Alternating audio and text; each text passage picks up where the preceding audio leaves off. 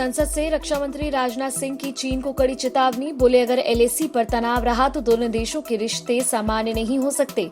ना तो हम देश का मस्तक किसी भी कीमत पर झुकने देंगे और ना ही हम किसी का मस्तक झुकाना चाहते हैं।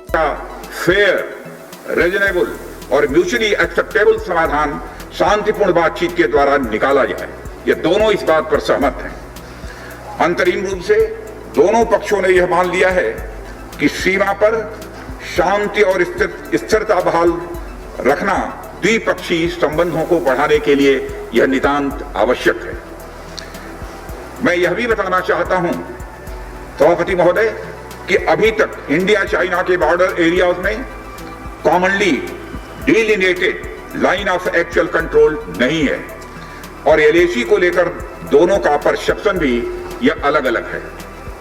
इसलिए पीस और ट्रैंक्विलिटी बहाल रखने के लिए दोनों देशों के बीच कई तरह की एग्रीमेंट्स और प्रोटोकॉल्स भी हुए हैं। इन समझौतों के तहत दोनों देशों ने यह माना है कि एलएसी पर शांति और स्थिरता बहाल रखी जाए।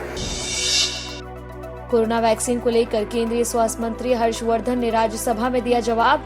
कहा अगले साल की शुरुआत में भारत में उपलब्ध हो जाएगी कोरोना वायरस की वैक्सीन। वैक्सीन के बारे में यहाँ पर बात किया गया है तो पहले ही दिन से वैक्सीन जो लोग बना सकते हैं, वैक्सीन पे जो लोग काम कर सकते हैं, उसके लिए हमारा साइंस एंड टेक्नोलॉजी मंत्रालय और उसके लिए हमारा जो ICMR है, उसके लिए ड्रग कंपनी सब मिलकर और उसके लिए सारे स्टार्टअप्स को सपोर्ट देते हुए और इस विषय को भी प्रधानमंत्री जी स्वयं व्यक्तिगत तौर पर मॉनिटर कर रहे हैं।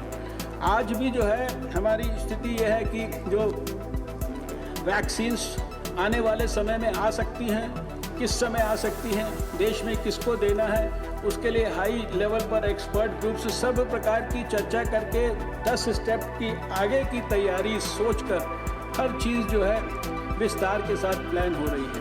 वैक्सीन के लिए जैसे दुनिया भर में प्रयास हो रहे हैं वैसे ही उतने ही प्रभावी प्रयास भारत में हो रहे हैं और भारत में हमारे जो कैंडिडेट वैक्सीन हैं उसमें 3 लगभग ऐसे हैं जो फेज़ 1, फेज़ 2 और फेज़ 3 के अंदर पहुंच गए हैं।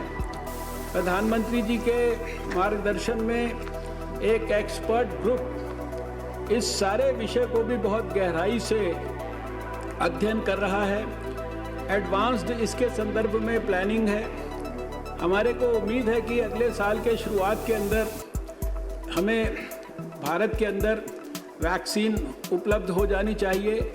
इस संदर्भ में विश्व स्वास्थ्य संगठन से और दुनिया के अंदर भी जो जॉइंट प्रयास हो रहा है उसके साथ भी हम सबका कोऑर्डिनेशन है और आने वाले समय में जैसे ही वैक्सीन उपलब्ध होगी तो कोविड के खिलाफ जो हमारी जंग है उसको निश्चित रूप से हमें और ज़्यादा मजबूती मिलेगी।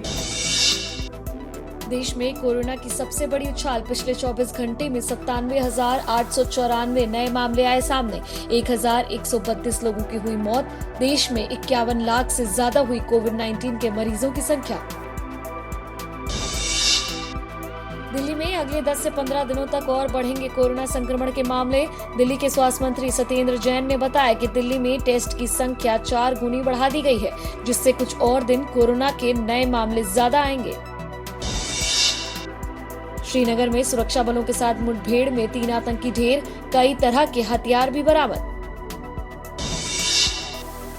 बाहुबली मुख्तार अंसारी का वारंट तैयार, बेटों पर 25-25 हजार रुपए का इनाम घोषित। गैर जमानती वारंट के लिए पुलिस ने कोर्ट में दिया प्रार्थना पत्र। लालू के विधायक के बिगड़े बोल। कहा अभिनेता सुशांत सिंह राजपूत नहीं थे, क्योंकि महाराणा प्रताप के वंश से ताल्लुक रखने वाले लोग आत्महत्या नहीं करते। इसके बाद बीजेपी और सुशांत के फैंस ने आरजेडी के विधायक से माफी मांगने को कहा। 323 अंक लुढ़क कर 39,000 के नीचे बंद हुआ सेंसेक्स। वहीं निफ्टी 11,519.25 के स्तर पर हुआ बंद। रुपए में आई 14 पैसे की गिरावट।